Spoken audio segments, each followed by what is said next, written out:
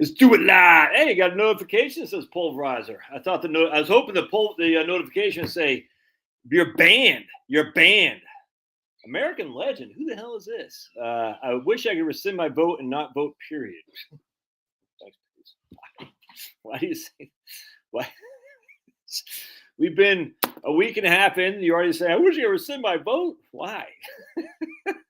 What has Trump done? Oh, my goodness. Who's American legend? I haven't seen you around these parts, but that's okay. I don't care. Remember, Trumponomics was by no means sound in his own right. The national debt increase. Oh, Tom, what's up, Tom? Hey, Kevin Author, what's up, Kevin? We got Tom in here. The national debt increased under Trump also. Oh,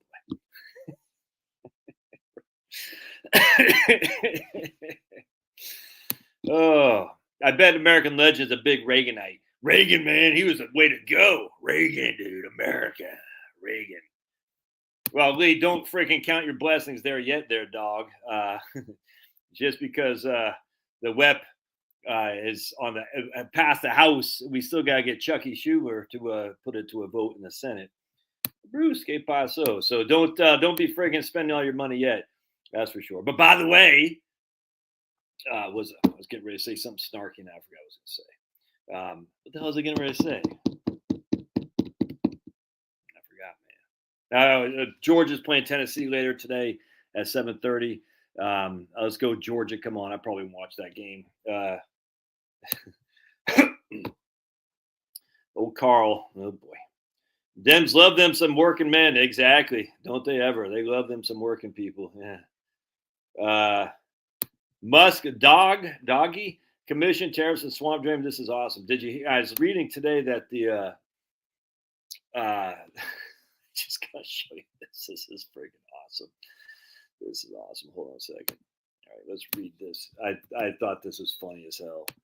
My man Vox Day. I can't freaking. Hold on a second. Hold on, everybody. That's crack. Oh, so big fan of Vox Day. Right there. And very interesting about the UK's aircraft carriers, by the way.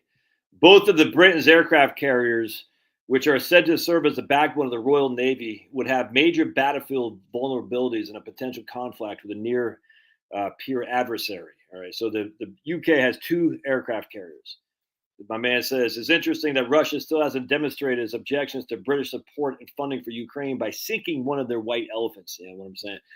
The Russians could do that easily in the UK. Look, we are the backbone of NATO. So when NATO said, apparently this might not be true, but Trump better align with NATO or else we're going to kick him out or something like that. Screw NATO, dude. Anyway, so check this out. Yeah, Tyson. I didn't watch the fight. Any of y'all watched that fight last night? I did not watch it. If y'all watched that fight, I didn't. But my man said, one guy said, Netflix was buffering so much, I couldn't tell if Mike Tyson was fighting Jake Paul or Rand Paul. Oh, my goodness, that was so funny.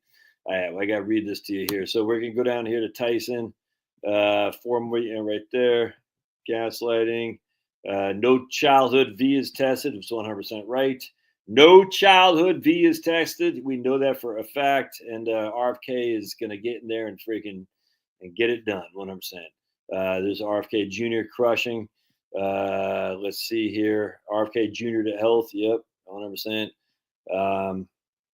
RFK on health, impressive. Very nice. Now put Ron Paul in charge of the Fed 100%. We're going to talk about the Fed here in just a second for sure. Just RFK, dude. Yeah, but he's so stupid. All right, whatever. I don't care, man. The vax. That's all. We got to get to the freaking bottom of the vaccines. That's all there is to it. Let's see. Here's the media. What will Wednesday's headline be? 38% said Harris will win decisively. This is the left-wing, echo chamber. A third said the race was too close to call. 20% said Harris ekes out a victory. 6% says Trump wins decisively. And 3% said Trump ekes out a victory. So only 10% thought Trump would win. Oh, yeah. All right. Anyway, right here. Hispanics already self-deporting. This is pretty funny. The election of Donald Trump is already beginning to solve the foreign invasion. Eva Longoria fled dystopian America and is privileged to now be living in Mexico and Spain with her family. the Texas-born actress who has spent her whole life whole adult life in California, said she feels the American chapter of my life is done now and no longer wants to live in LA, alleging the city has been changing. I wonder why the city's been changing. Maybe because your freaking state is so stupid they're allowing people to poop on the street and all that crap. It's not because of Trump. The Desperate Housewives actress who campaigned hard for Kamala fears that Donald Trump keeps his promises that U.S. will be a scary place. Yeah, okay. Now, it's funny. Further evidence that it takes more than geographic location to make a nation. A piece of paper does not make national citizenship, is not nationality. Let's see here. And for those who've been following along with our excerpts from the Cambridge medieval history, know the fact that a foreign invasion is initially peaceful, even for a generation or two, does not mean that it will not turn into the violent ethnic cleansing of the original inhabitants over time.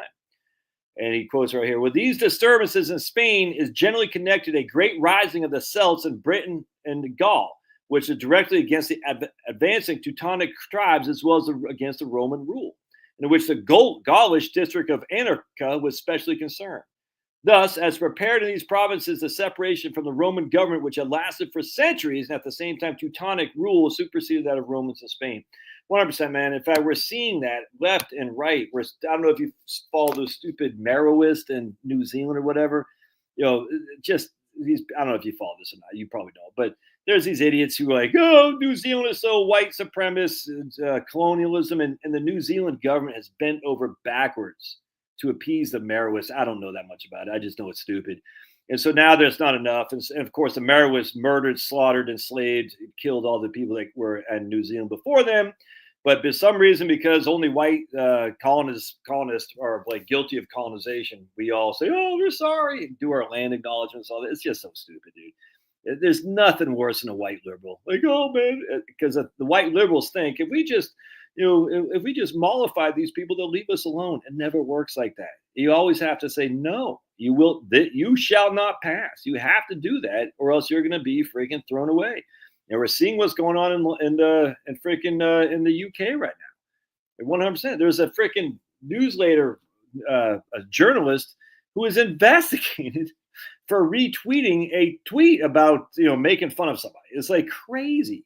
And apparently there's been 1,500 arrests in the last year or two in the UK over non-criminal hate crimes or something. It's the whole thing so stupid.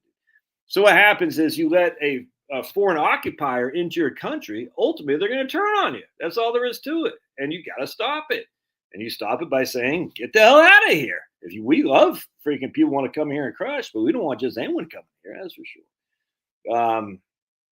Malcolm X had it right. There's nothing more dangerous than white liberal. 100%. Malcolm X was crushing. And that's why they killed him. Was it Elijah Muhammad? I don't know. Was it the CIA? I don't know. Who killed Martin Luther King? Was it that one guy, whoever it was? I don't know. Or was it the CIA? Did Jesse Jackson know about it? Wink, wink. Just throwing it out there. Did Jesse Jackson know what was going to happen to MLK? 100%. Just that simple. You're here illegally? Get the hell out of here, man. All right.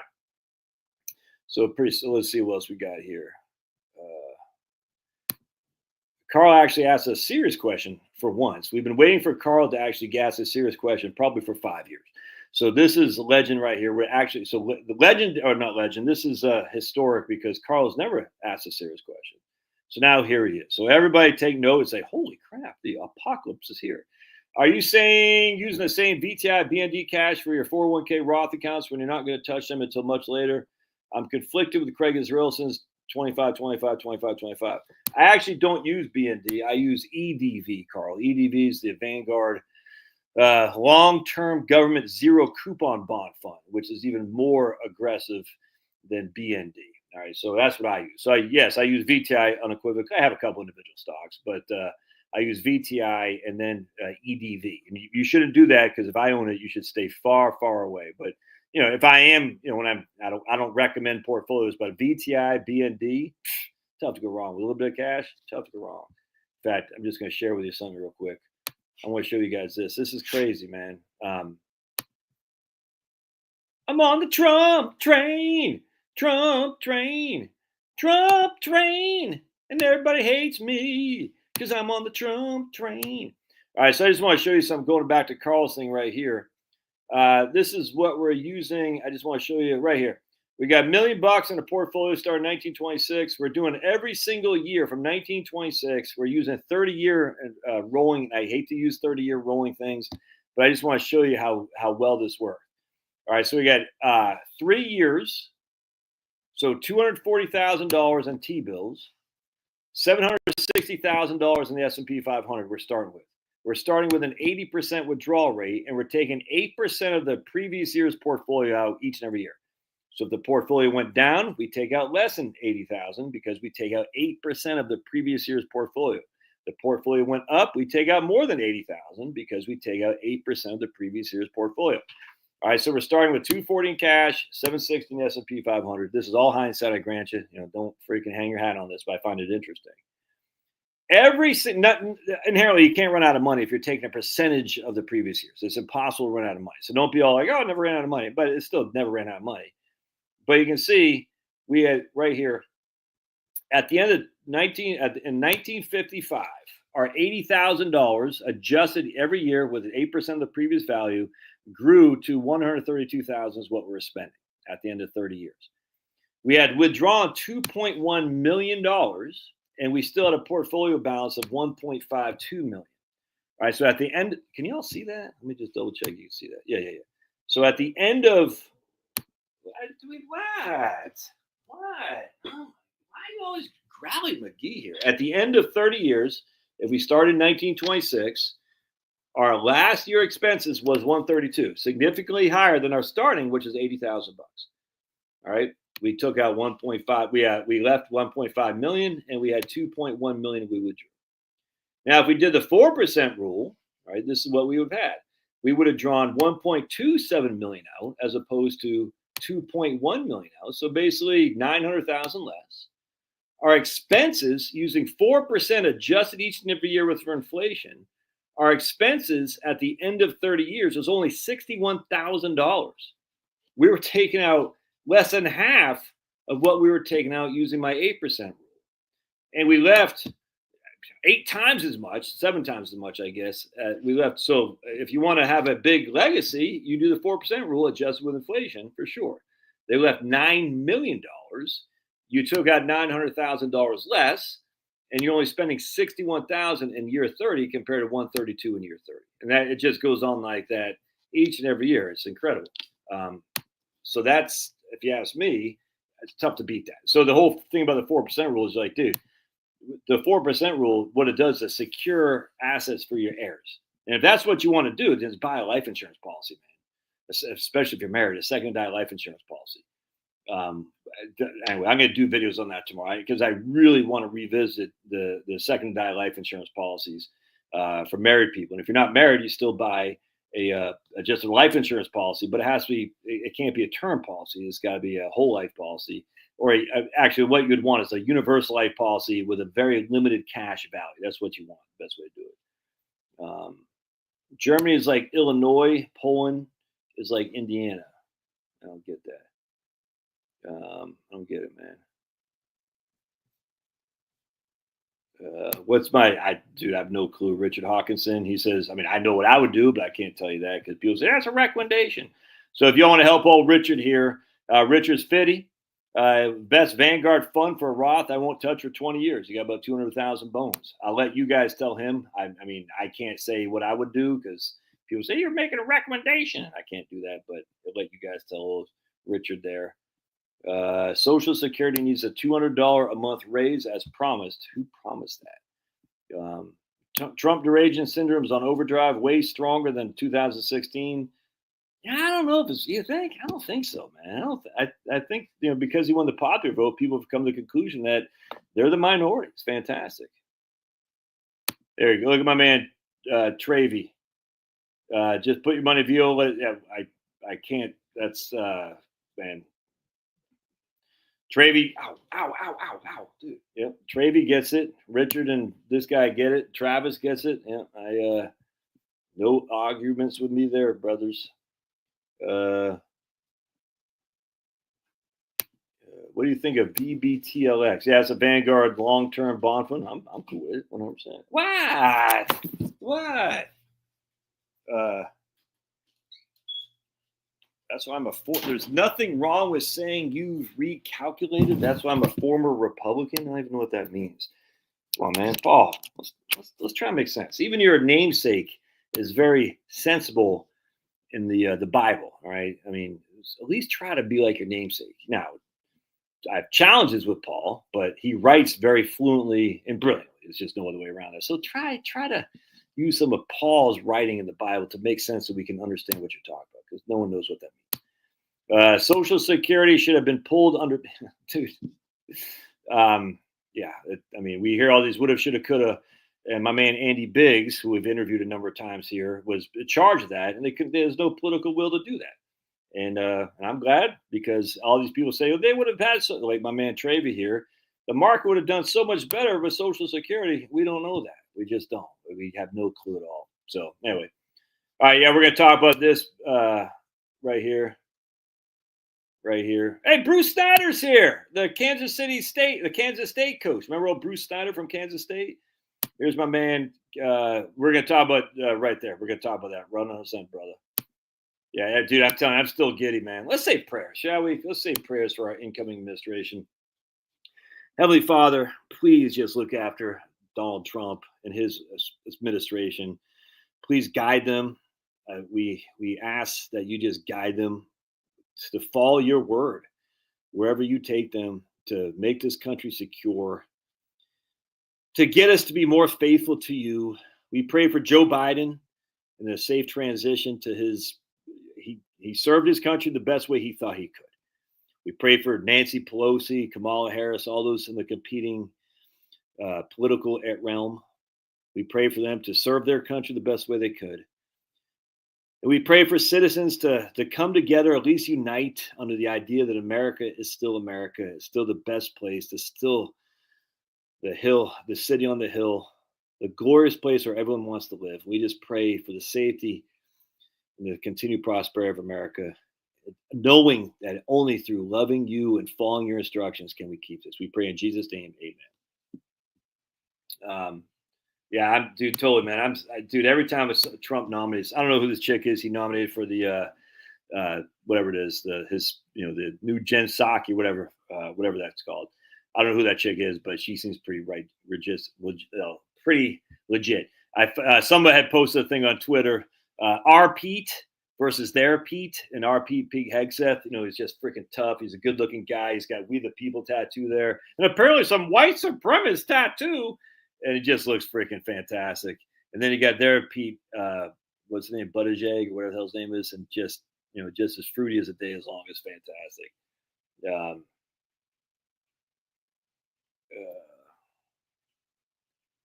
Let's see here. Well, God. See, the thing is, God's going to do what God's going to do. I mean, that's the issue, man. We, you can't, if God chooses the Democrats, we just got to go with it for sure. My man says, Indiana like Poland. I live in that county, which has the county seat of Warsaw. I used to live in the state. I have a Polish last name. All right. So I want to talk about, first we're going to look at this article that I found was very fantastic. We're going to look over here for my man, Brian Westbury at First Trust Advisors. It's going great, dude. Going great. Ominous Rooster. Look at all these motorcycle guys. Why do men love motorcycles so much? I don't like motorcycles. I mean, it's cool. I've got no qualm. But some of my old friends, they put on Facebook, they post motorcycle stuff all the time. So I don't get it. I don't get the appeal. But maybe I'm fruity myself. Who knows? Maybe me, Pete Buttigieg. Maybe we'll link up. I had my friend who's actually a comedian, a pretty famous comedian, a guy named Todd Rex. One of my best friends growing up in high school, Todd REXX. He's got a Netflix special, the whole thing. He took me on when we were in high school on the back of his motorcycle once in Silver Spring, Maryland, going down Dale Boulevard, which is a very windy up and down thing. Dude, I was scared out of my wits. And Todd's a madman. I love the guy. He's funny as hell, but man, he scared the bejesus out of me. The minute we stopped, I said, I'm never getting on another motorcycle. Never. I said, that scared the hell out of me. I tell you, man. And I get it, man. These men love bikes. Yeah. They love bikes. and they love other men. But I remember it's funny because that scared me more than sitting on a Black Hawk. I can't remember what they called Map of the Earth and the Black Hawks. They were flying over Panama and Honduras and stuff. I never went to combat. Just telling you right now, we weren't getting shot at by VC or the Panamanians, nothing like that. But you're sitting in, you got this, you're sitting in the Black Hawk, the thing's open, and you're just sitting there, just strapped with this freaking seatbelt, just a seatbelt that goes like this. And the Black Hawk's flying, and you're literally staring down like that. Freaking, I was more scared on the motorcycle than that. I was actually, the only thing I was really scared about is, hey, did I button my seatbelt correct? Because I'm like, dude, you're literally, the only thing holding you in is your freaking seatbelt. You're like, and you had us do your own seatbelt. Not like a carny. Like, holy crap, dude. That scared me. But then I was like, whatever you do, don't have an M60 machine gunner. So I had this big M6. It's a pretty heavy thing. And, it's just, I was like, don't drop it. Don't drop it. I was like, don't drop it. I was more scared of losing my rifle than I was of falling out. But I was even more scared of the motorcycle. I'll never forget that. You're like, dude, you're sitting in this Black Hawk and you're going, I don't know how fast you're going. And you don't know who the guy's flying. It might be a 25-year-old chief warrant officer. It's 3 a.m. You have no idea. You're in Honduras and Panama and never mind being in, stateside. And you're just like, and you got this big, and you're like, oh, dude, crazy. Can I explain how a tips ladder works? Hey, Marie here? I didn't see Marie. Is Marie up here? Where's Marie? There she is. I love bicycles. Does that count? Yes, ma'am, it does. Yes, it does, Marie. You are with the cool kids if you like bicycles and bikes of any sort. After the motorcycle. Yeah, my wife, we had a friend whose brother, back when he lived in Virginia, whose brother died in a Black Hawk accident in Fort Drum, probably 15 years after I got out. Sad, man. Just crazy. I mean, it's crazy how many training casualties there are in the military. A lot of people don't recognize a lot of training casualties. A lot of soldiers die in training. Sad.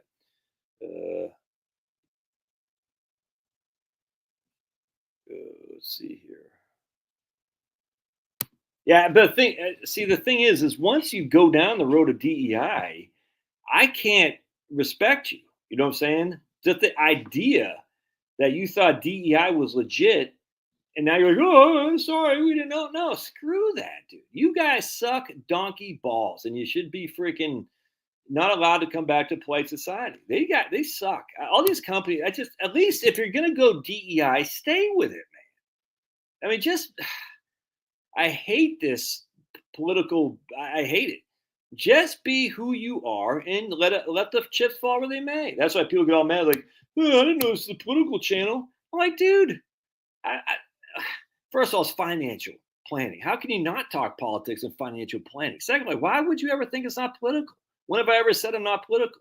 Do I got my t-shirt on, right? Yeah, it's on right. Crazy. All right, so a tip ladder just says basically I'm buying, we'll just say $40,000 of a inflation protected security, and then you say, okay, it'll mature year 1, and I'll buy another 40,000 mature year 2, another 40,000 mature year 3, and so on and so on.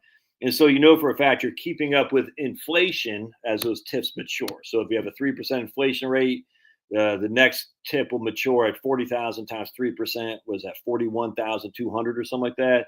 So you say, okay, my spending from that tip as it matures will equal to what the CPI has grown. That's completely reasonable. I mean, it's literally it's a foolproof strategy to make sure you don't run out of money. The issue, of course, is that going to the 4% rule and all this is that you're not spending enough on the front end. I cannot stress this enough. We don't want you to freaking be a pauper so you can die with $9 million like the example I showed. Like I was just talking to this guy today. Legend. Guy's crushing. And he's like, dude, he's like 55 or something like that. He's done great. He's like, dude, I don't want to friggin' spend $1 million when I'm 88 years old. I'm going to go crazy now. We're saying crazy in a smart way. So we're planning for spend $20,000 a month until he's, I don't know, 70, and then he'll go to 10,000 a month, something like that. I can't remember. All right. And then what's his probability of success? It drops to 53%. Oh my goodness, 53% probability of success. He can't do that. He wants to die with 0. If you're going to die with zero, you can't have a high probability of success. It doesn't make sense. And so his thing, he's got a pension because he retired feds. He's got Social Security. He's got his house paid for. So we'll call him Joey. I said, Joey, at the end of the day, you're going to have, I don't know, $60,000 a year from your pension and Social Security, plus a house paid for. And you'll be 88 years old. You can tell me you can't get by on that? Of course he can. Oh, but you ran out of money. But you didn't run out of money. You ran out of investments, but you didn't run out of money. You still got Social Security and pension kicking in and a house that's paid for. It's crazy. Crazy. So let's go freaking have some fun while you're young and dumb and full of something else, and you can enjoy it. Crazy. What's up, Dan? I saw Miguel in here too. Wow. That's pretty fruity loops there. Mountain bikes and Subarus. Oh boy. Josh would crap his pants riding the Mae Hong Song loop in Thailand. 734. You get car sick. Yeah, I'm never going to Thailand. After the 5th, my stress level decreased. Yep. You shouldn't be following any sports. You shouldn't be following any sports then. Tyson got, Tyson. That's good. Good for him. Yeah, it probably is a tips ladder calculator.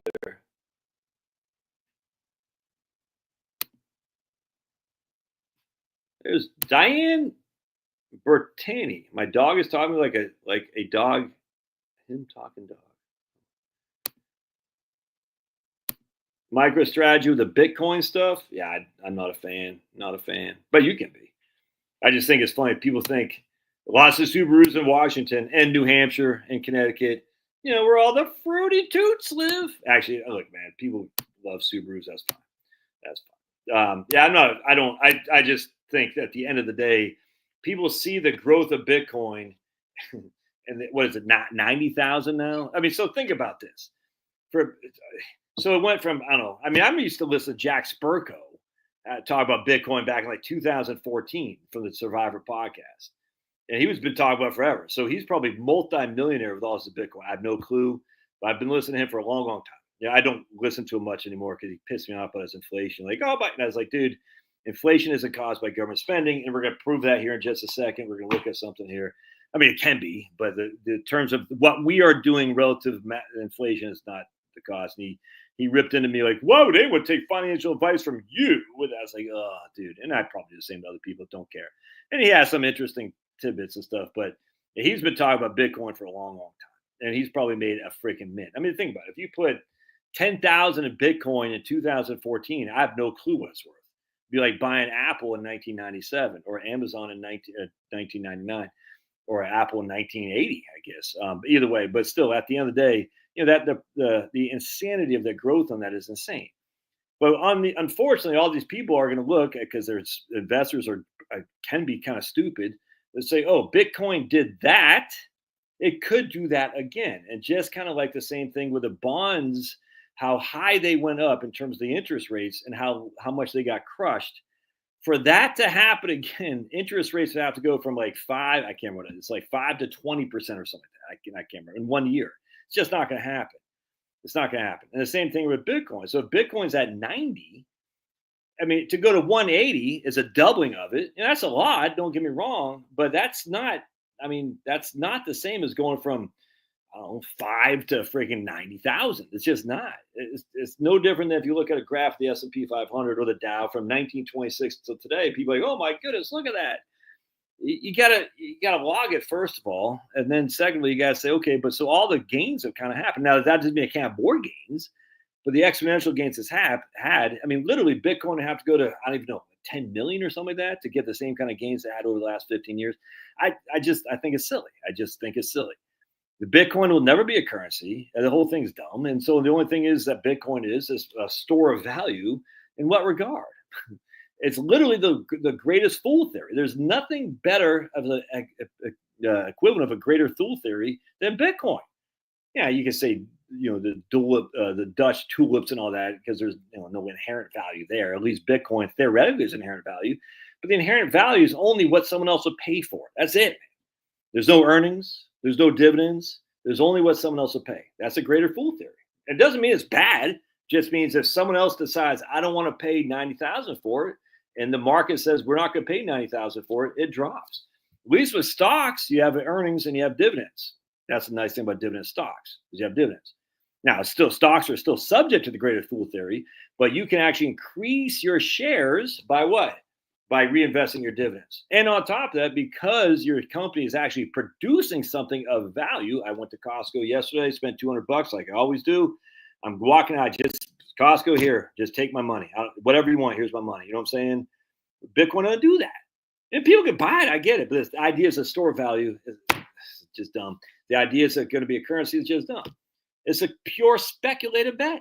Speculative bet. Nothing wrong with that. I just hate the Bitcoin bros that say, no, man, it's it's going to replace a dollar. They don't say that as much anymore because they recognize how stupid that is. That's just dumb. The dollar is going to crash as the dollar keeps growing in value. The dollar is growing in value relative to other currencies. It's not even debatable.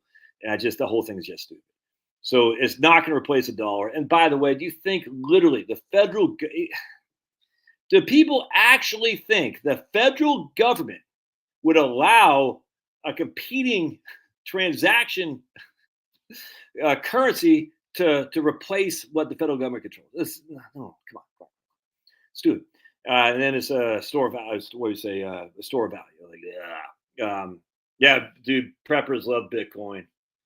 Preppers love it. It's the weirdest thing to me. They think it's weird. And they love that guy. I don't get the big, they want that one guy, I can't remember the one guy's name. They want Trump to pardon him.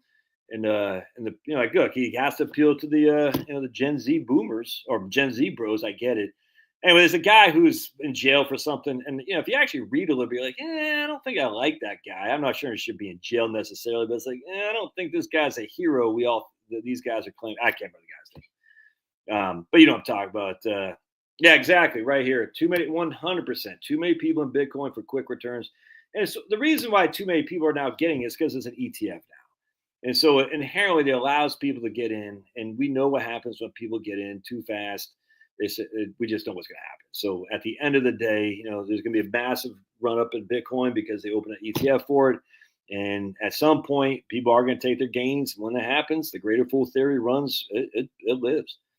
Yeah, dude's crazy, Scott. Every single time I went in there for a couple of things, I walk out with $200 every single time. No, it wasn't Julian Assange. It's a guy. It wasn't Julian Assange. It's another guy. Everyone loves the Bitcoin bros. Love this guy. It wasn't him either. I don't know. I'm not sure it is. Well, let's hope Trump does pardon some criminals, the January 6th criminals, because they're not really criminals. I cannot lie. I did not coach at Kansas State. That was Bill Snyder. That's what it was. But I did tell some football players next door, as my brother said, better be quieter next. Oh, my God, that is funny. That is funny. The Fed said they aren't in a hurry to lower rates since consumer pricing ticked up a bit. Also, Trump will accelerate the economy. I have 5 books out, and I'm working on my next, which is taking a lot longer than I thought. Lots of Lily Lint liquors. Anyway, so going back to MicroStrategy, my understanding is MicroStrategy had a ton of Bitcoin. I just sold some gold, hit it right before it pulled back. It's not Julian. Who's that guy's name, dude? The guy they wanted to pardon. I can't remember. I don't know if Trump can pardon himself. I'm not sure how that works. Hopefully it does, just to stick it to the left. How awesome would that be? All right, so I was going to say something else about that. What the hell's that guy's name? I'm just not a fan of Bitcoin. I'm not a fan of any speculation, frankly. Wouldn't that guy's name read? The guy? I got to look. I'm not going. All right, so I want to read you this right here a little bit. Oh, are we boring you, Finnegan? Are you being bored? Finnegan's like, Finnegan's all bored over there. Let's see. All right. Mandate for change. All right here. This is my man Brian Westbury over at First Trust Advisors. When Google, Microsoft, and Meta need electricity for the new AI factories, where do they go? Nuclear power, which the government has ignored 100%. So on our live stream the other day, we talked about nuclear power investing, and I can't remember the ticker. I think it was NL. Do not invest because I'm saying this. MLR, NLR, something like that, is one of the ticklers, specific ticklers. The ticker is specific to nuclear power generation. Now, was it okay? You guys, now I have to find the guy's name. Not the Bitcoin guy. The who should Trump pardon first is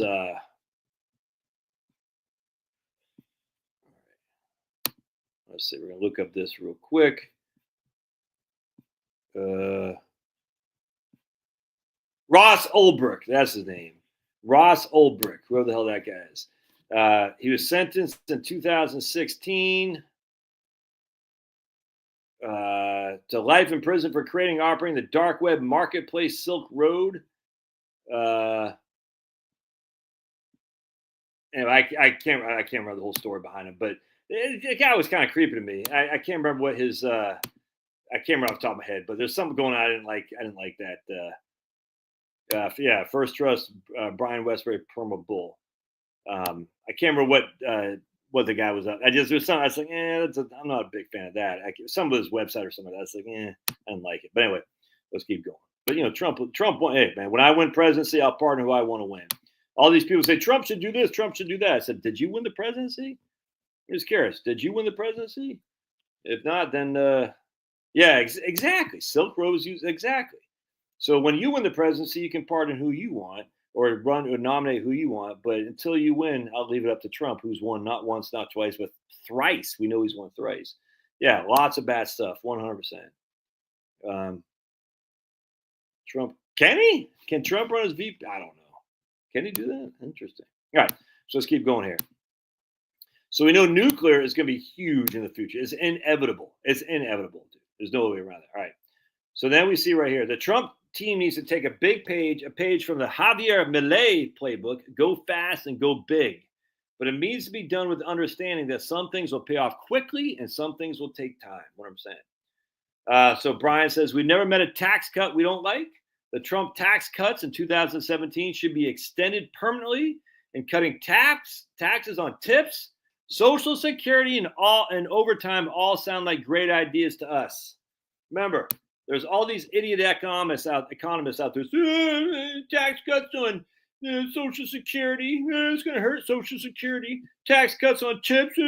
Tax cuts on overtime. Screw those guys. I was on a debate on Twitter with these fool economists. I'm just like, dude, you guys think you're all that in a bag of chips just because you have PhDs. But the fact that you have to show how smart you are with these massive, elaborate calculations that no one knows what the hell you're talking about, that's not impressive to me. It's just not.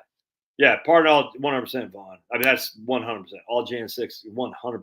And then go after that freaking cop who I think he's hiding in the Blue Ridge Mountains. Go put that guy behind bars. Whoever that cop's name, the lying cops, the guys who false testimonied, go after them and put them in bars for life. We got to go Robespierre on these people, man. Go Robespierre. Now, we're going to talk about Robespierre in a couple minutes here, but it's time to freaking payback's a bitch. And, they've been coming after us since COVID, dude. And I want some justice, dude. I want justice. Because if we just say, we'll just get along to get along, hell no. Hell no. These guys need to feel the power, feel the pain of what they've done to us.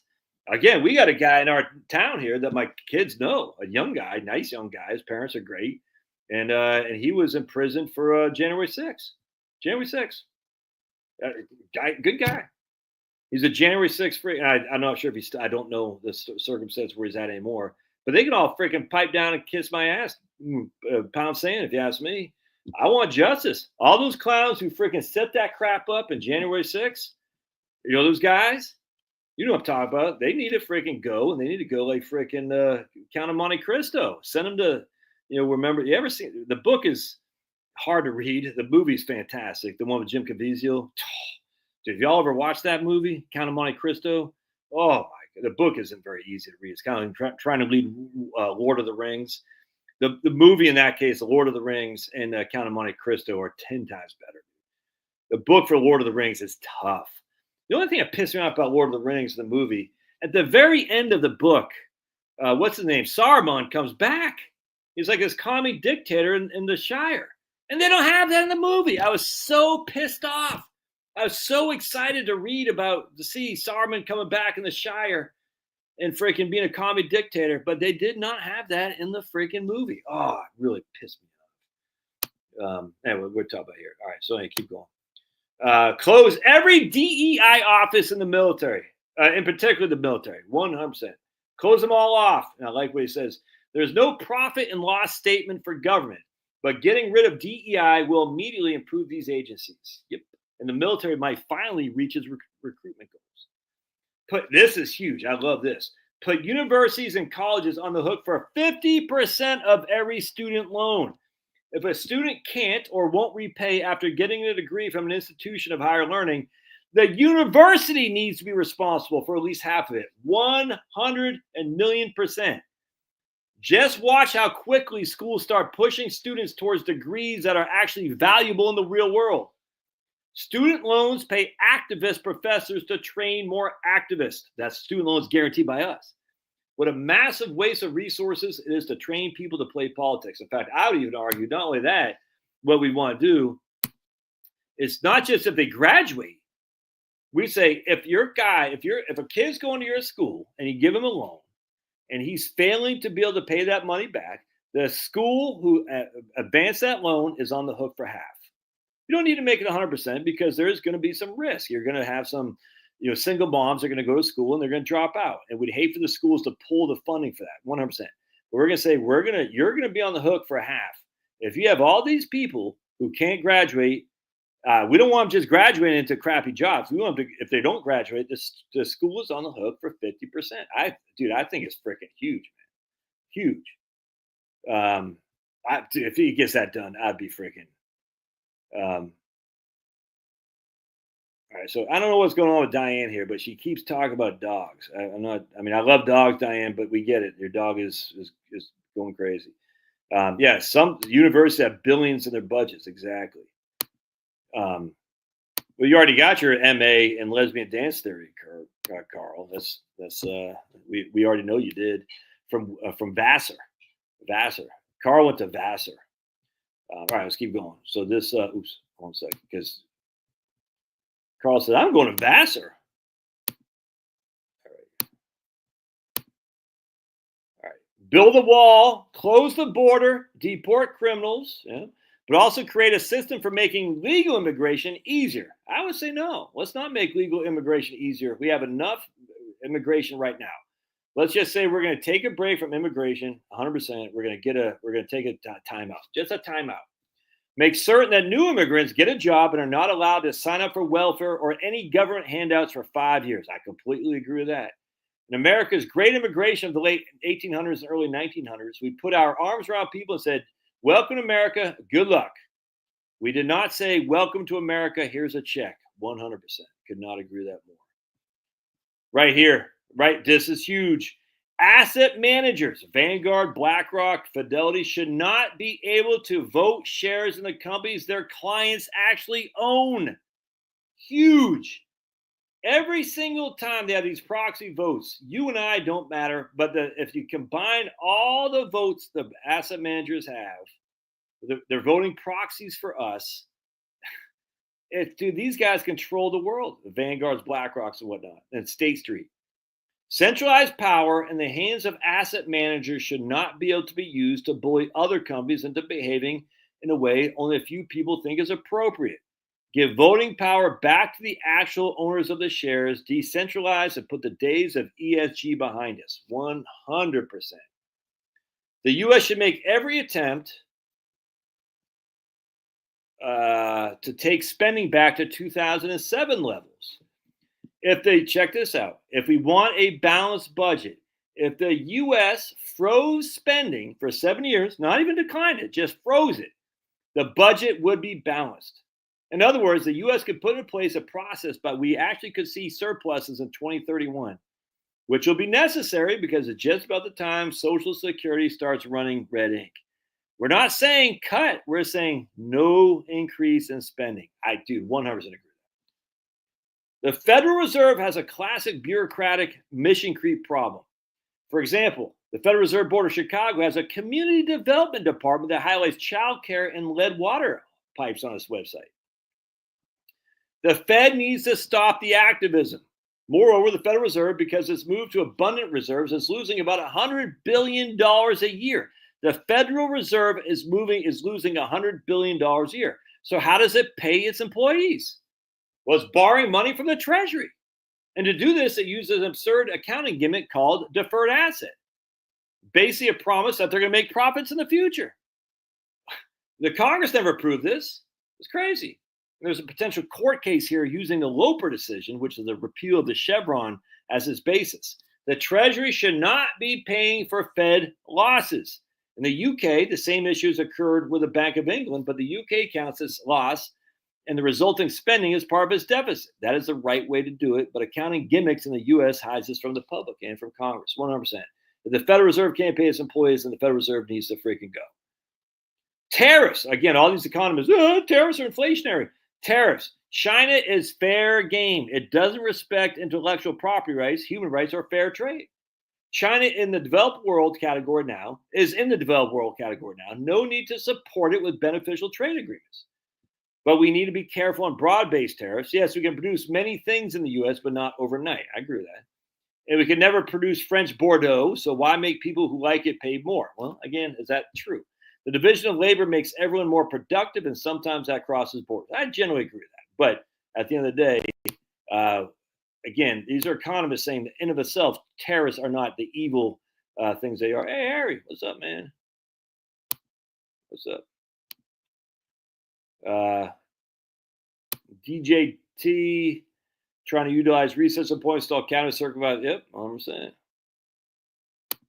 So college tuition would just double overnight to cover the potential losses. Well, okay, but how can you say that, pulverizer? How can you say that? The reason I say how can you say it is because the government has been backing student loans since Hillary Clinton was in office with a bill back in 1990s. And college tuition has jumped enormously since then. Before the government backing, college tuition didn't rise that much. So pulverizers are going to say that, oh, if we put the colleges on the hook for backing their student loans, they're going to increase the price of college. And yet the exact opposite of what's happened in the past. The minute the government got involved in backing the loans, all of a sudden, the price of tuition shot up, well higher than the price of inflation. Before government was doing that, the tuition didn't jump up that much. Very interesting. Just like healthcare. The minute government gets involved in healthcare, the prices go up. 100%, man. The minute government gets involved in building homes, the prices go up. It's just all there is to it. So pulverizer was wrong here. Balanced budget does not, debt's never going to be paid down, pulverizer. You know this. You're never going to pay down the debt. But at least we can stop adding to it for sure. So, I mean, come on. Pulverizer, man. Oh, boy. Should have banned him years ago, but I refused, and now I feel guilty if I banned him now. Should have banned Pulverizer when I first started doing my YouTube channel, but I was sympathetic. Pulverizer emailed me in tearful, say, I'll take your dogs for a walk.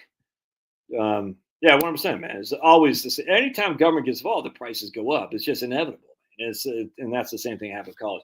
So at the end of the day, but I mean, I think in some ways you could say there's, but I think there's some legitimacy to what Pulverizer is saying. It's not necessarily on tuition hikes. I think it's going to be on more selective student enrollment. That's not a bad thing.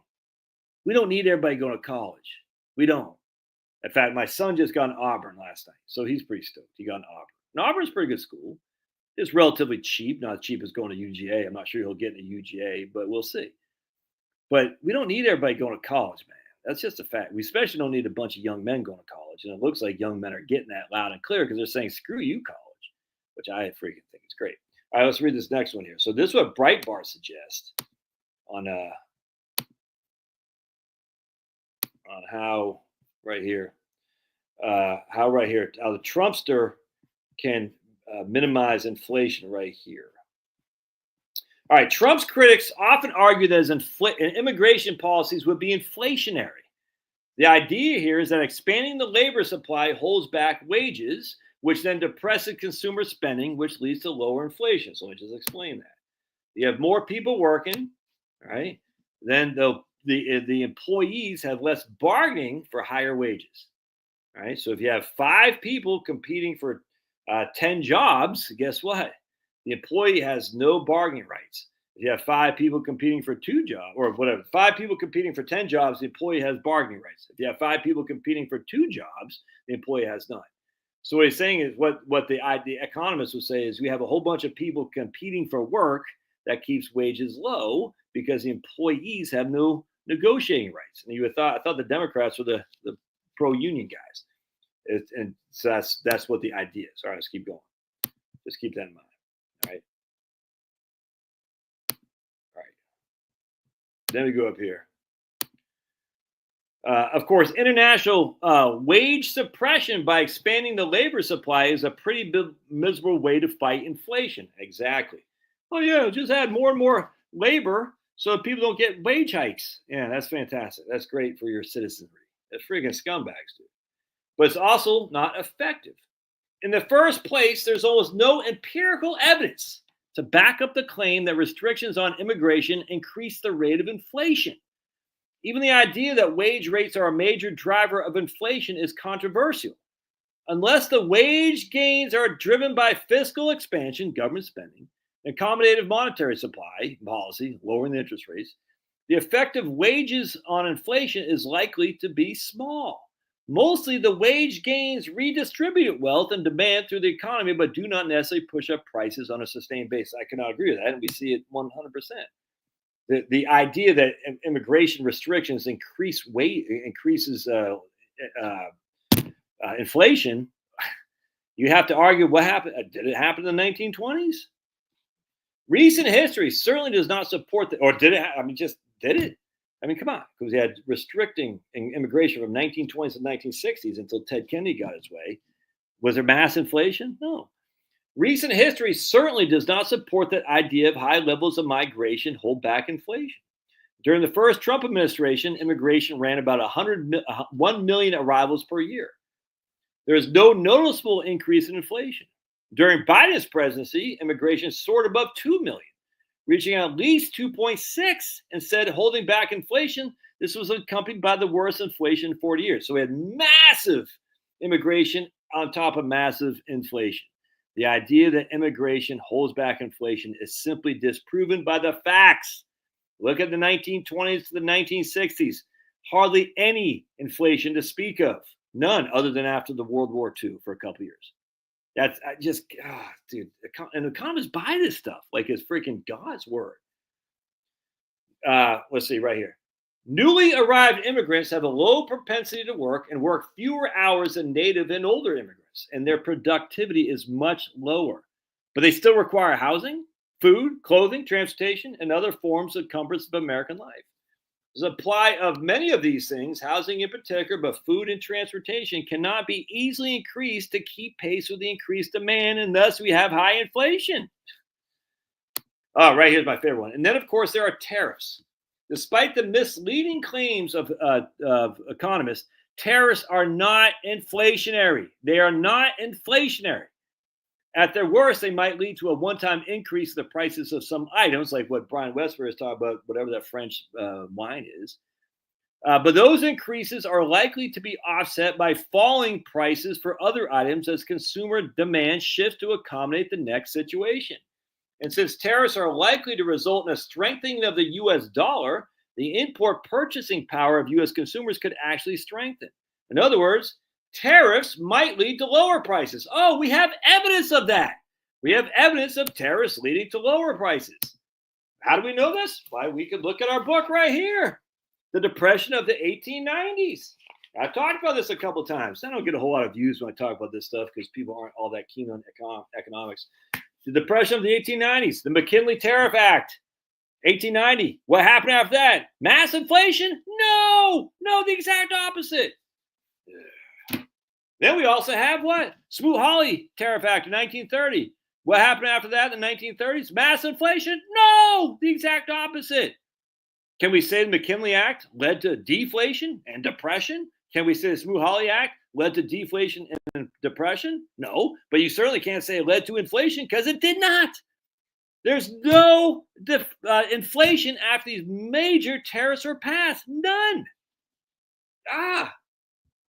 Why do economists fall? And then so people say, oh, but the dollar. So we're going to read this for a second here. Fiat money from France.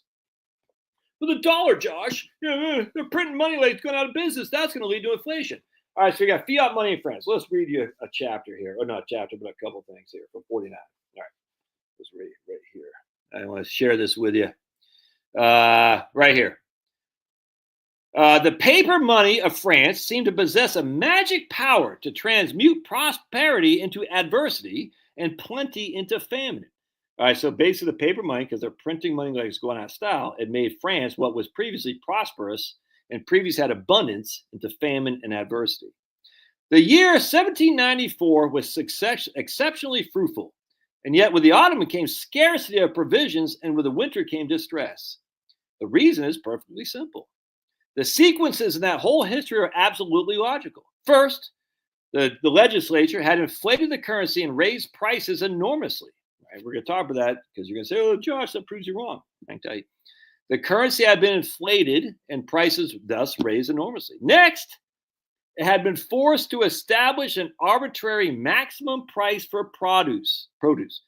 But this price, large as it seemed, soon fell below the real value of produce. Many of the farmers, therefore, raised less produce or refrained from bringing what they had to the market. But as usual, the trouble was ascribed to everything rather than the real cause. And the most severe measures were established in all parts of the country to force farmers to bring produce to markets, millers to grind, and shopkeepers to sell it. And what would happen if they sold it for below, at a price above what the government established, the price control? France would be punishing any person who should sell at less than a nominal value with imprisonment for 20 years and chains. And later, carried a law making investments in foreign countries by Frenchmen, because that's where the monetary supply was more stable, punishable by death. Always the same thing. Price controls, and when printing, the money supply, price controls, and then punishment. It's always the same thing. So check this out. Let's see. I want to share with you this right here. 53. Right here. I'm going to read you this. All right. This is actually kind of funny. I'm just going to read this to you real quick. The system in finance was accompanied by a system in politics no less startling, and each system tended to aggravate the other. The wild radicals, having sent to the guillotine, first of all, the royalists, and then all the next Republicans they can entrap, the various factions began sending each other to the guillotine. Herbitrists, Dantonists, and the various factions and groups, and finally the Robespierrists followed each other in rapid succession. Kind of funny. They were all killing each other in the guillotine. Hey, Jill, price control is our bad stuff, 100%. 100%. Price control is evil. Complaints are made that the array of engravers and printers, so here's the people printing the money, the complaints are made that the people printing the money could not meet the demand for their dollar. Asinauts. I don't know if I'm pronouncing it right because I'm not French, because I like ladies, but asinauts, I guess I pronounce it. They could not meet the amount of printing, that they didn't have enough paper to print the money was on. That they could produce only from 60 to 70, they could only produce 60 to 70 millions per day, and that the government was spending 80 to 90 millions per day. 4,000 millions of francs were issued during 1 month, and a little later 3,000 millions, and a little later 4,000 millions, until they've been put forth over 35,000 millions of francs. All right, you're going to say, well, that's a lot. All right, but then right here, a year later, there had been over 45,000 millions of francs. All right, check this out. And then he started burning them. I want to show you something here real quick. As we go down to 65. This is not anything like we have right here. Out of inflation of prices grew a speculating class. In the complete uncertainty as a future, all business became a game of chance. Growth of stock jobbers and speculators. Interesting. Instead of satisfaction with legitimate profits came a passion for inordinate gains. Then, too, as values became more and more uncertain, there was no longer any motive or care for economy or for economy, but every motive for immediate expenditure and present enjoyment. So came upon the nation the obliteration of thrift. And this mania for yielding to present enjoyment rather than providing for future comfort were the seeds of new growths of wretchedness, luxury, senseless, and extravagant. Faith and moral considerations and not even good impulses yield to general distrust. National honor was thought a fiction cherished only by hypocrites, and patriotism was eaten out by cynicism.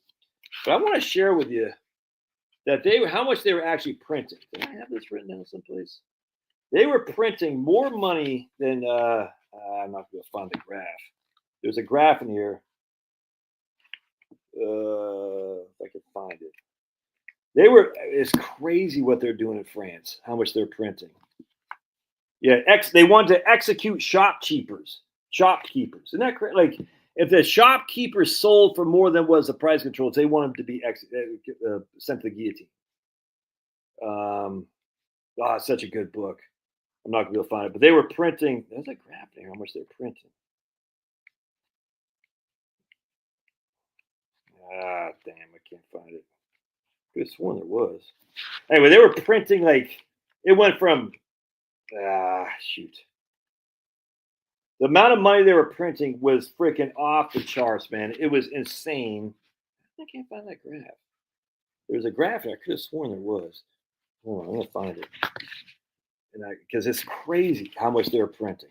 And we're talking increases of like 1,000% month over month. Oh, right here. There it was. No, that's not the graph. That's a graph, not the one I was looking for. But I'll give you an example. A bushel of flour in 1790 cost 40 cents. A bushel of flour in 1795 cost $45. $45. A bushel of oats in 1790 cost 18 cents. A bushel of oats in 1795 cost $10. A cartload of wood went from $4 to $500. A bushel of coal, 7 cents to $2. I mean, it's crazy, because they're printing off so much money. It was insane how much they're printing. I thought there's a graph that showed exactly how much they're printing. They do talk about it. I'm just not able to find it very quickly. Oh, right here. Oh, we were talking about that. Anyway, I'm not going to find it. Oh, man. Wish I could. Anyway, so they were printing money like it was insane. And you're sitting there thinking, well, the U.S. dollar is doing it. No, we're not doing anywhere near that. The U.S. dollar isn't coming anywhere near. It's not even close. They were doubling the amount of currency going in the market, like on a monthly basis, like a doubling of a doubling of a doubling. It was. I'm just using that for example. It was insane. So inflation inherently isn't caused by tariffs. We know that for a fact because history shows us that. Just a fact, at least in the United States. Inflation can be caused by fiat money supply, but you have to do it to the extent that France was doing it, and all these other stupid countries, Venezuela. I mean, not Venezuela, maybe it's Venezuela. Yeah, Venezuela, Zimbabwe. We're not doing anywhere near that. Not. So all these idiots who say, well, Trump's going to bring back mass inflation by restricting immigration and increasing tariffs. Just show me the evidence of that. But, my PhD dissertation shows with all these various charts and stuff. I want to see the real world evidence. They're economists. Take your econometrics and shove it up your big fat behind. Let's see the actual data on inflation being caused by tariffs. Again, we have the McKinley Tariff Act in 1890. And this book right here is written in 1959 and then the update in 1970. And we see the exact opposite. We see a mass depression. We have the Smoot-Hawley Act. We don't see inflation. We see a mass depression. Were these things led to the depression? I would say inflation, or I would say that's more likely a tariff would lead to a depression than a tariff would lead to inflation. Now, here's the interesting thing that Breitbart talks about too, by the way. They talk about that the Republicans right here. One reason to expect a lower inflation under Trump and a Republican Congress is that these politicians are well aware that high inflation was at the heart of the turn against the Democrats in this year's election. It's clear that voters dislike inflation even more than they like low unemployment or even supposedly growing economy. So politicians seeking to hold on to power should be expected to be wary of adopting inflationary policies. And the problem is these politicians are going to say, we need to not have tariffs, or economists, because tariffs are inflationary. I say, show us. Yeah, I don't know if it's here, but I'm not sure he's that's what, no, he is. So Malay, that guy Javier was visiting Trump the other day, as a matter of fact. That's what the whole first article was doing, said, Celtic, is that Trump needs to go big, dude, go big. My man says, I was wearing my Trump hat this weekend while shopping in Fairfield County, Connecticut this weekend. Felt so good. Man, Nick Johnson. I got to show you Nick Johnson. Oh, dude, you'll love this. If you guys are Celtics from, Fruity, Connecticut. Looks like the Family Guys from Fruity, Connecticut. My man, Nick, tell me what the Georgia-Tennessee game is. Come on, freaking Georgia. Don't lose to Tennessee. I can't stand Clay Travis. It's going to be harking. I mean, I like Clay Travis. I can't stand him. He's going to be harking on Tennessee's the best team in ever. Dude, you got to watch my man Nick Johnson's YouTube channel on he went to, I'm going to show you a couple clips here. He went to Fairfield, what the hell's town he went to in Connecticut? It was Fairfield County, Connecticut. I can't remember the name of the town, though. Stanford or something like that. Right here. He's in Stanford. Democrats are coming in glued in Connecticut, so I went there to investigate. And then their talk was, watch this. I'm going to show you this. Hopefully Nick's a good guy. Hope he doesn't bang me or shoot me down here. And watch this. If I can play this. I can't play it. Hold on a second. This will make you. Let me see if I can. And an election is stolen. It wasn't about the people. It was Donald Trump. Have a nice day. Whoa! Stolen election? Oh my, have the tables been turned now, huh? Now we're even, Democrat voter lady. Yeah. Man, are people here in Connecticut upset about this election? Oh, man. Okay, everybody. Nick's dude, I love that guy. I remember Nick when he only had like 80,000 subscribers. Now he's got like how many he's got on here? 1.1 million. Dude, is crazy. Crazy how much his channel is growing compared to mine.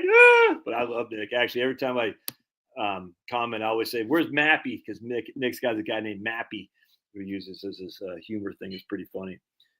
Do I think the markets will crash under Trump, or can he catch the tiger by the I don't know.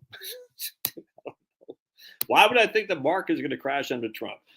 I don't think politics has a whole lot to do with the markets crashing or not. I just don't. And all these people say, oh, the markets are better under Democrat, they're better under Republican. It's just, the whole thing's so stupid, man. We know the markets are inherently biased upwards, regardless of Democrats or regardless of Republicans. What the markets hate is war. Now, some stocks love war, I'll grant you. War is always bad for economics. Always, always, always, always. So we need to stay out of war, 100%. So Biden, to his credit, I mean, look, man, he got us out of Afghanistan. I mean, it sucks how we did it, but we're no longer in Afghanistan. You know, it's horrible, but, he got us out. And Trump's not going to put us back in. We're not going to Israel. We're not going to be sending freaking soldiers to Israel, not under Trump.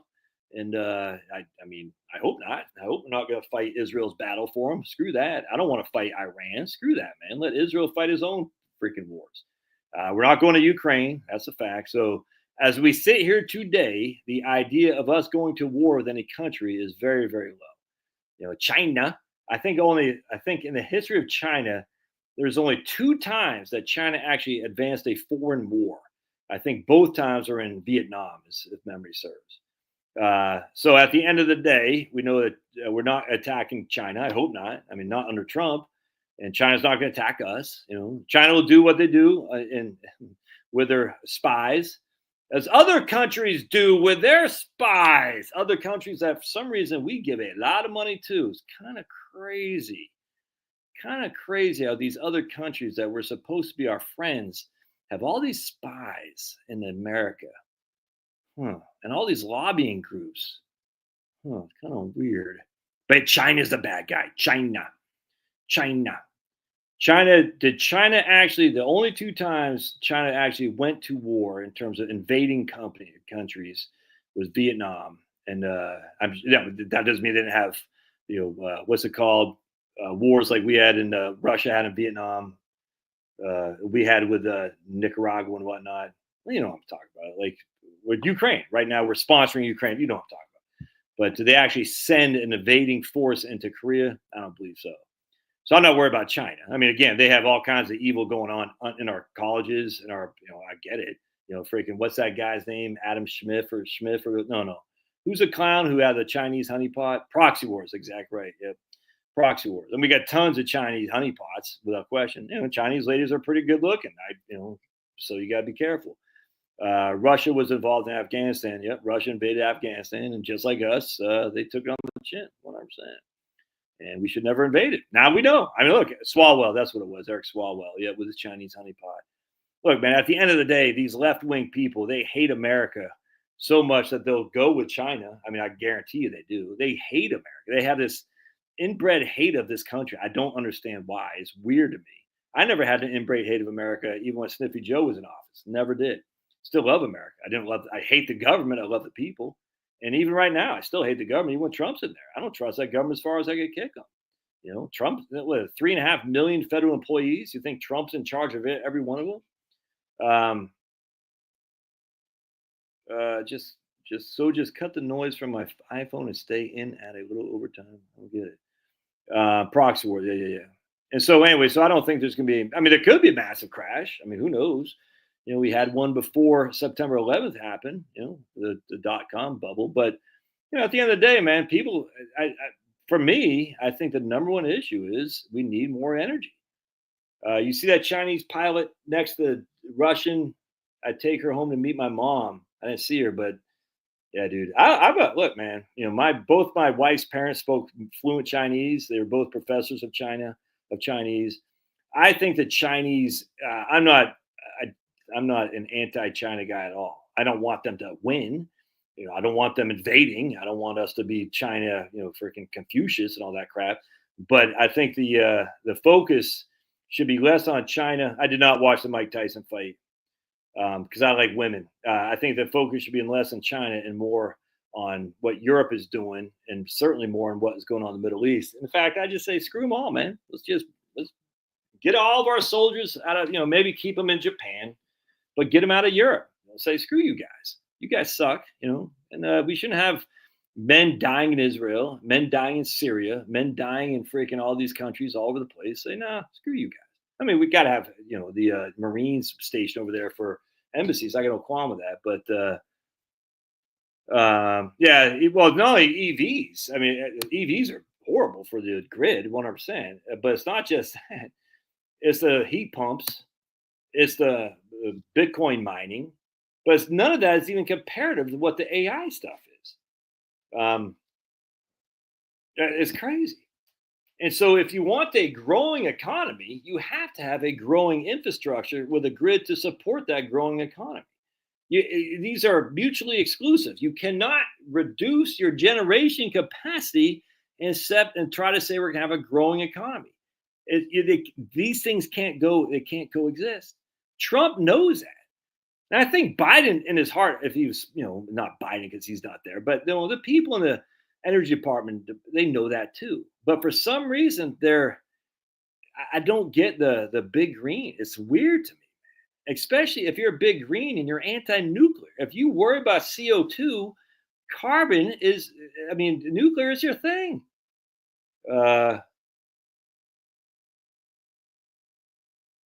Yeah, I think American, 100%, dude.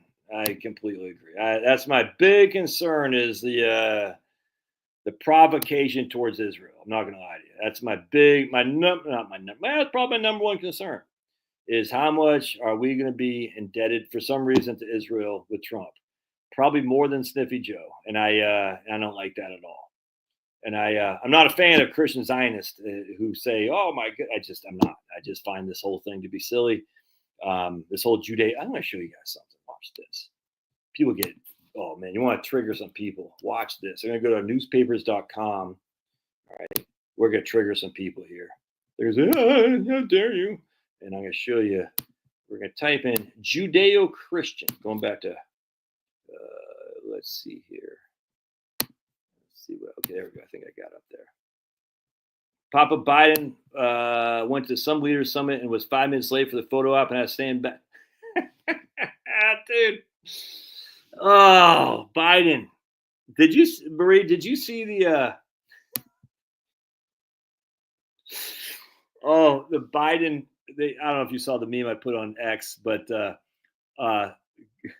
let's see. All these people voted for Kamala except the guy who's smiling as Biden at his press conference where he's saying we're going to have a peaceful transition. Biden had never seen so happy other than when his first wife was, we'll just say, controversially taken out, if you know what I'm saying. Biden was very happy there. Biden had never seen so happy other than when Trump won. I'm butchering the meme, but it's so freaking funny, dude. And then I just posted another meme today too about Biden and Sniffy Joe. Sniffy Joe and Trump, where they're shaking hands, and Biden said, "Hey, I voted for you," to Trump. It was funny. Oh my goodness. So check this out. We're gonna go to my newspapers.com subscription, and if you like history, this is fantastic.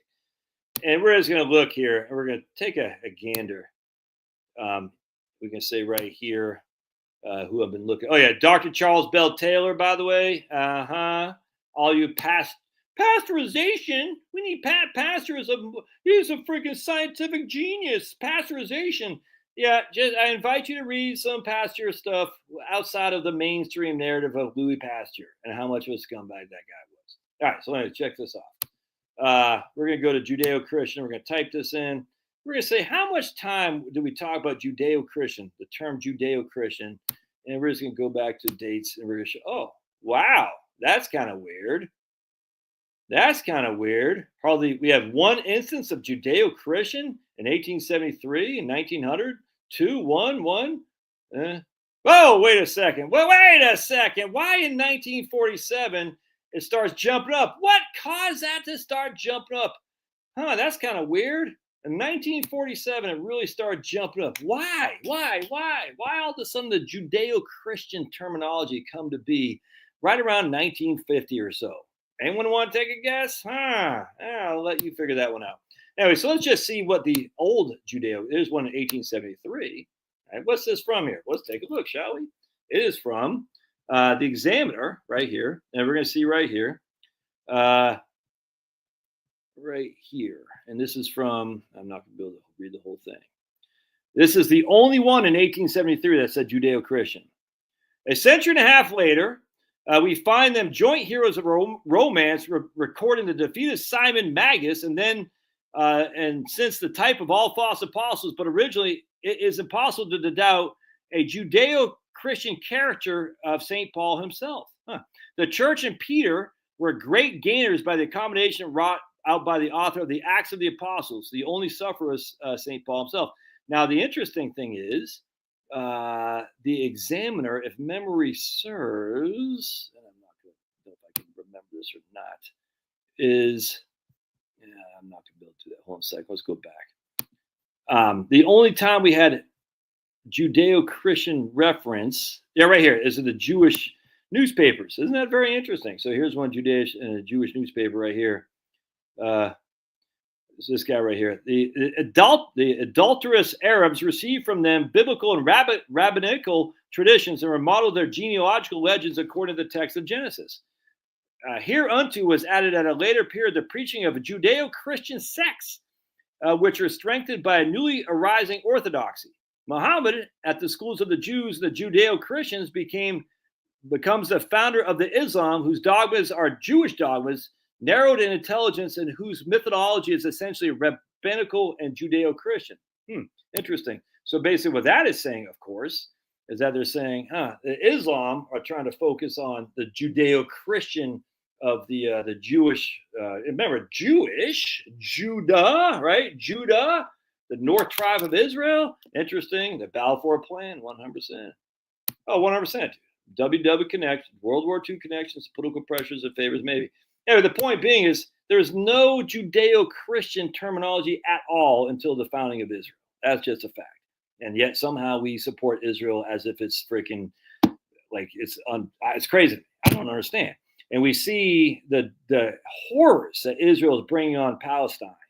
It was, oh, you must favor the Muslims or favor the Palestinians. No, but I hate to say this, but there are like thousands of Christians, Palestinian Christians.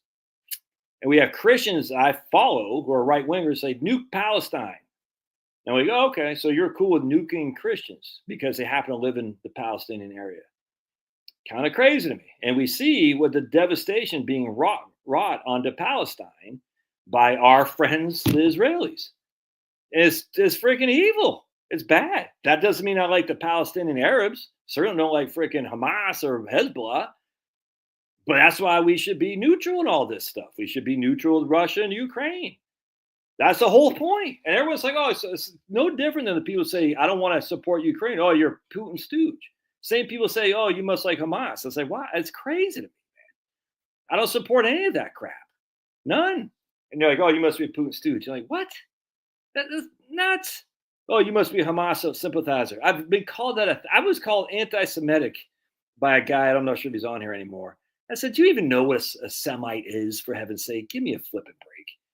And I said, how can you possibly say I'm anti-Semitic? I don't care. I've been called a Klansman. A black guy called me a Klansman the other day because I said, what did I say? Oh, I said I live in a predominantly white neighborhood because the schools are better. Oh, you're a Klansman. I said, dude, I'm Catholic. I'm a Catholic Klansman. It's so freaking stupid. I just know what does damage, which is war. The incessant war mongering. I don't want any more to do with it. And I fell for it hook, line, and sinker as a freaking right winger after September 11th as well. I got my doubts about the how September 11th broke out. You know what I'm saying? I got my doubts. But I do know that we made horrible mistakes going to Afghanistan and certainly Iraq. And the leading reason we went to Iraq is because Bibi Netanyahu said, oh my goodness, Iraq. And now they're doing the same freaking thing with Iran. And there's a couple guys that make me worried about Trump that he's putting in there, and we'll see. Again, Trump won the election. I didn't win the election, so I'll defer to him. I get a little bit nervous, not going to lie to you. A couple of these guys, like he's trying to put Mike Rogers as the defense, what the hell, some kind of intelligence thing. The guy who ran for senator in Michigan, he wants to make the intelligence guy. I can't remember what it was. I say, oh, here's another, freaking CIA. I'm not sure it's CIA, but another intelligent committee stooge. And like, please, no. I just know war is bad and we should want less war. That's all there is to it.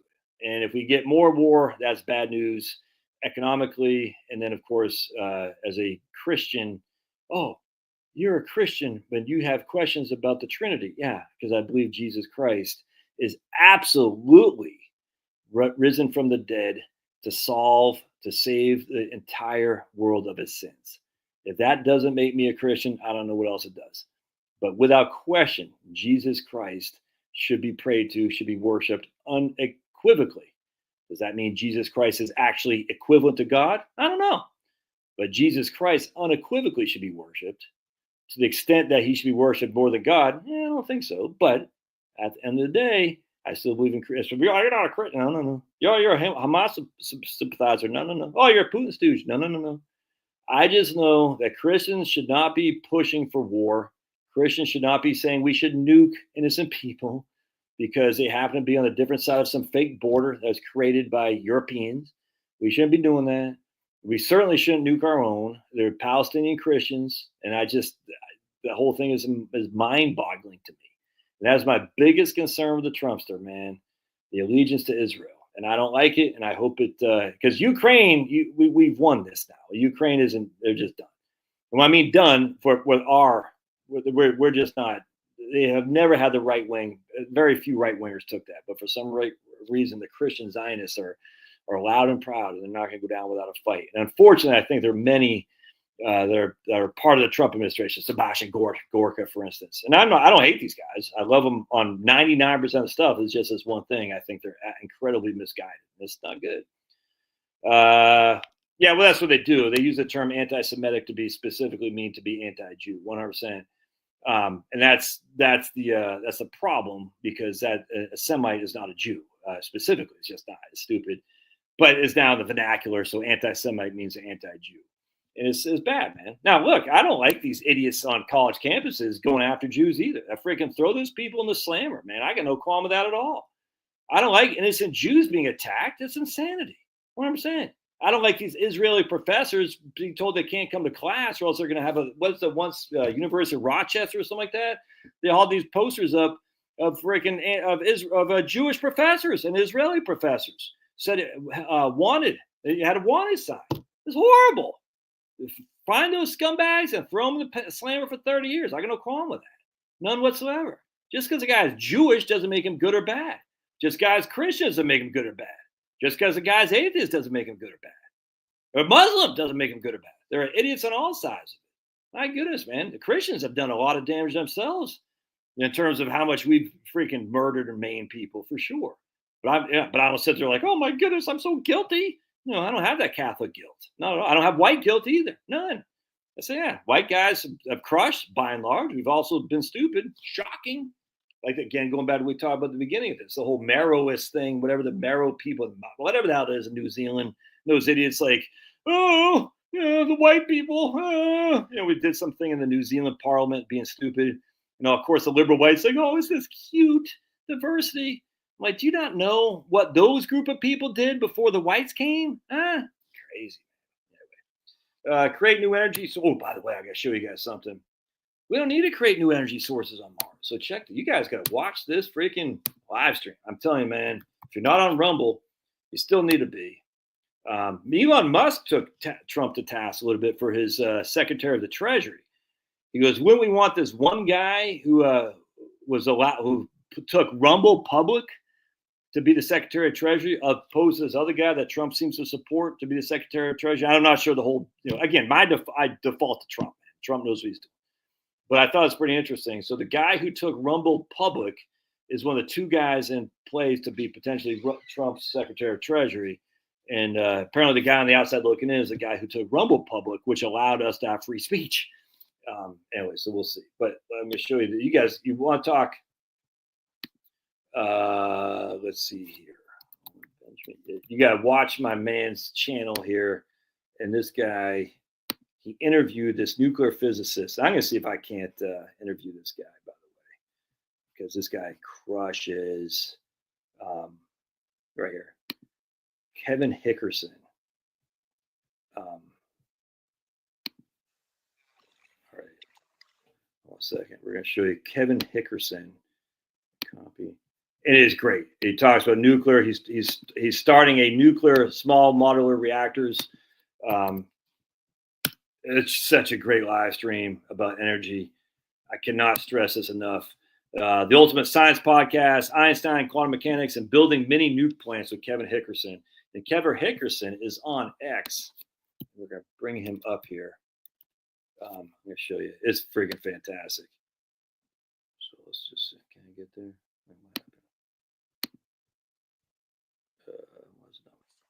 Right here. So here's Kevin Hickerson.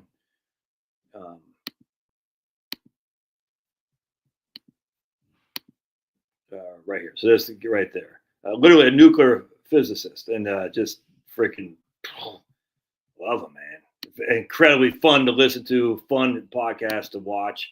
I enjoyed it immensely. I learned a lot. Kevin talks about uranium. He talks about all the stuff. It's fantastic.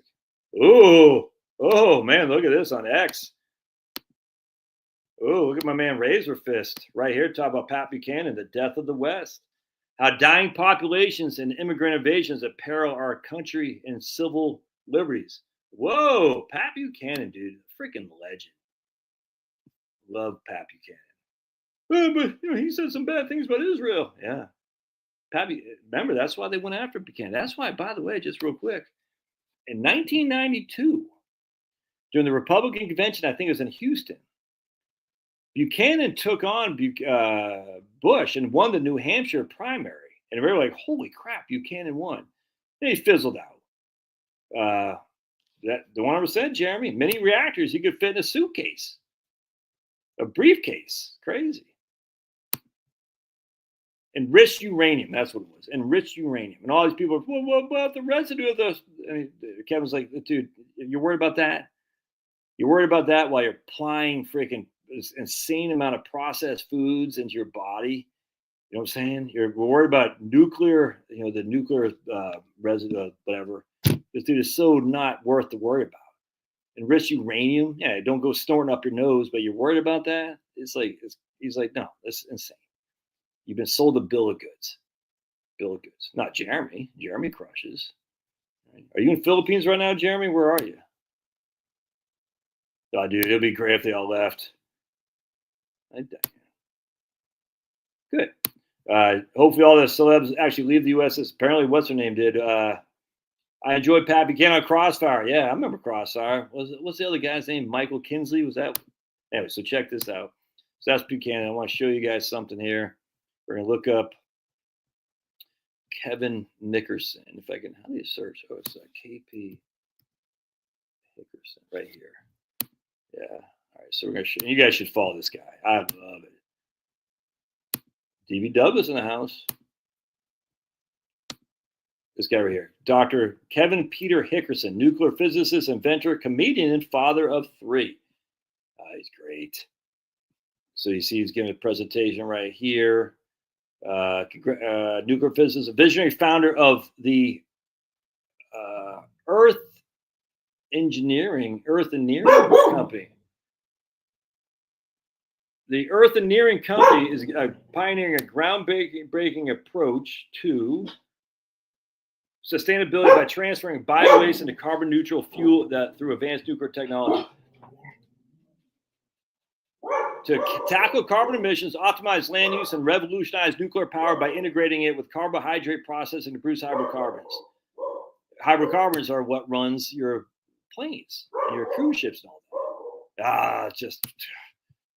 I love this guy. It's just fun to listen to because he's not at all like a greenie. Uranium revolution right here. Einstein ain't always cracked up to be. Wow. Okay. I was a guest on I don't know about that with the dude. So I want to install a PS5 VR in my car so I can play Gran Turismo while I'm stuck in traffic. I don't know what any of that means. Episodes of Surely You're Joking are now on Spotify. Guest Bill Nye, Alan Alda, Kip Thorne, Michael Schellenberger. Oh, look at that guy. The guy's just a yeah, right here. Good God, Germany. This isn't Kevin, but this is the guy. Just turn your nuclear plants back on. Up to 8 reactors among the world's largest with the keys practically still in the ignition at 4. How can you do this to yourself? USA considered doing this to you at the end of World War II and didn't because it's too cruel.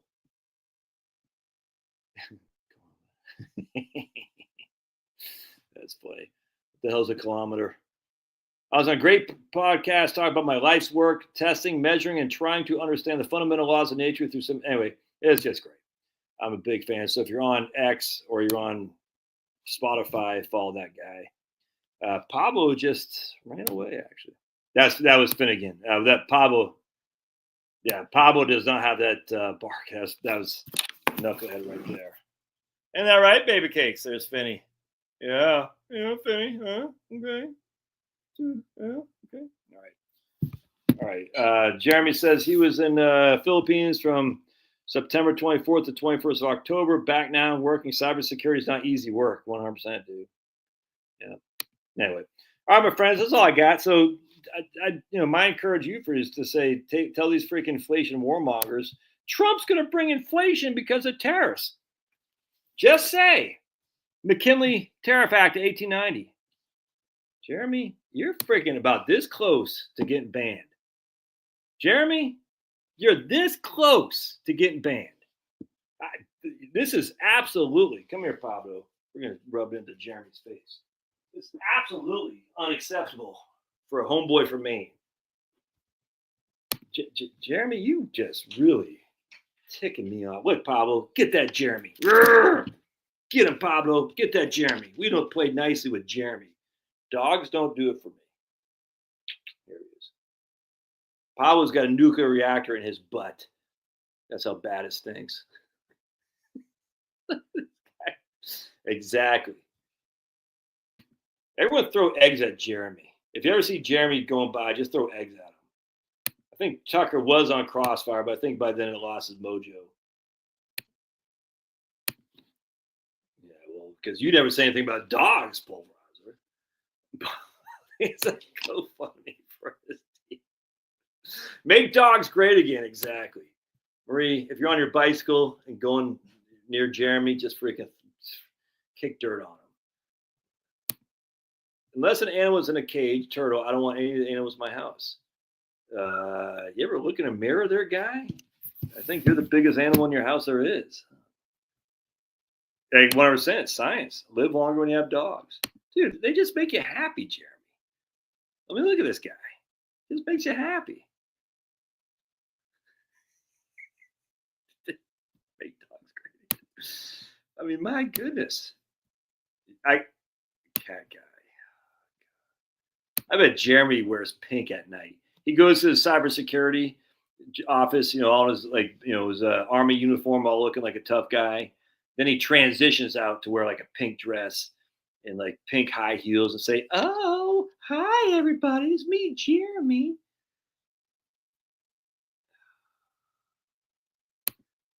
And that's why he got promoted.